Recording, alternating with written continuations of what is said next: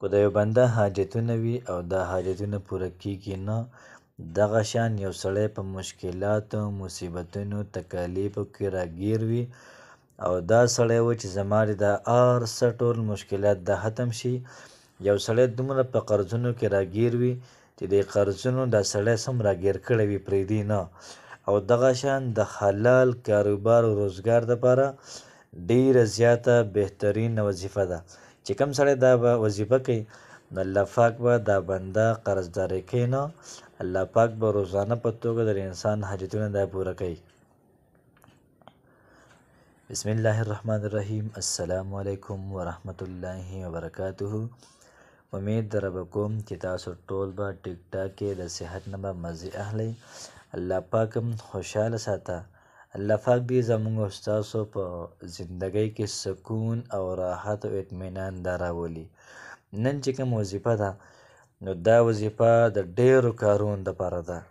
څومره چې انسان ته مشکلات وي او دی په تکلیفونو کې راګیر وي نو که دی دا غواړي چې یاره زما دا تکلیفونه دې ختم شي، زما دا پریشانیانې دې ختمې شي، کله په سر باندې درد وي، کله په لاسونو باندې، کله په خېټه، کله په خپو باندې، نو 200 قسم لا مسلې د انسان ته وي. نو هر سړی دا غواړي چې زما دا ټول تکالیف، مصیبتونه، پریشانۍ دا دې ختمې شي. دغه شان یو سړی داسې وي چې د هغه حاجتونه وي. په دنیا کې داسې یو بنده نشته چې د هغه حاجت نشته دی. د هر یو سړي حاجتونه ډیر زیات دي او دی دا وایي چې زما د حاجتونه دي الله پاک پوره کړي. دغه شان یو سړی داسې دی چې په هغه باندې ډیر زیات قرضونه دي او دی پر قرضونو کې سم راګیر دی. بعض اوقات یو سړی په کمنټس کې دا وایي چې یاره دومره په قرضونو کې راګیرم دومره چې زما قرضونه دا ختمیږي نه. او دغه شانتې د حلال روزګار دپاره، د حلال رزق دپاره او کاروبار کې د ترقۍ دپاره دا وظیفه چې کوم سړی کوي که نه، دا ټول کارونه به ورته الله پاک بلکل دا ختم کړي.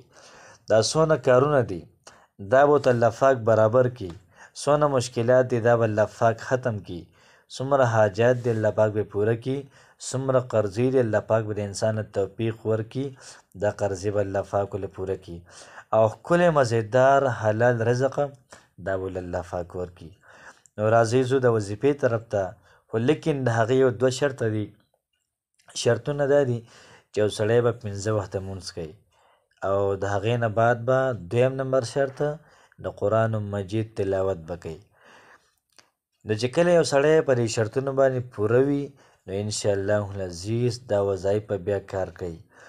نو وظیفه ډیره زیاته اسانه ده، دومره اسانه وظیفه ده، د یوې هفتې وظیفه ده چې انسان په هفته کې په کوم ورځ باندې شروع کړي نو زه تاسو ته یو ترتیب ښیم، په هغه ترتیب باندې به دا وظیفه کوو انشاءالله العزیز زما او ستا کارونه دا به بندېږي نه، دا به روان وي.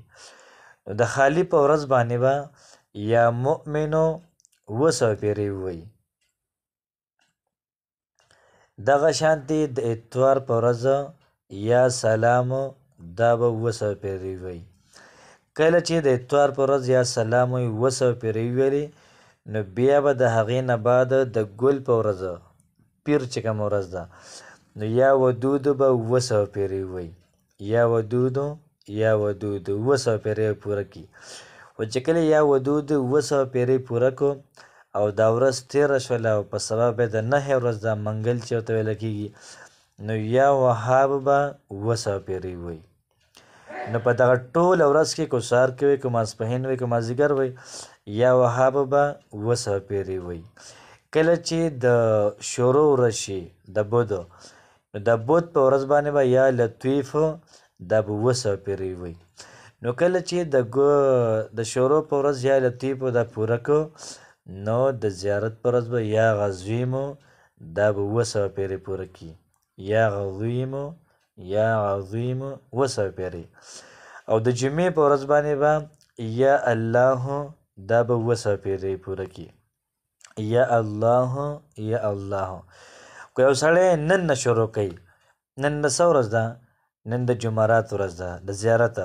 نو که نن شروع کوي نو د یا غزویمو نه د شروع کوي چې کوم تصویر دی چې تاسو ته په سکرین باندې لګوم ان شاء الله العزیز دغه مطابق دا وظیفه به ووایي او مخکې خلکو سره دا بیا شیر کړي. یو سړي ته که دا وظیفه کله میلاو شوله، که د 9 په ورځ میلاو شوله د 9 د ورځې شروع کړي، که د شروع په ورځ ته میلاو شوله د شروع د هغې نه شروع کړي. یو سړي ته دا وظیفه د جمعې په ورځ میلاو شوله د جمعې د ورځې نه شروع کړي. هغې زه تاسو ته د پوره ډیټیل نه په سکرین باندې ږدمه. الله پاک دې زموږ ستاسو ټولې مسلې د ختمې کړي. السلام علیکم ورحمة الله وبرکاته.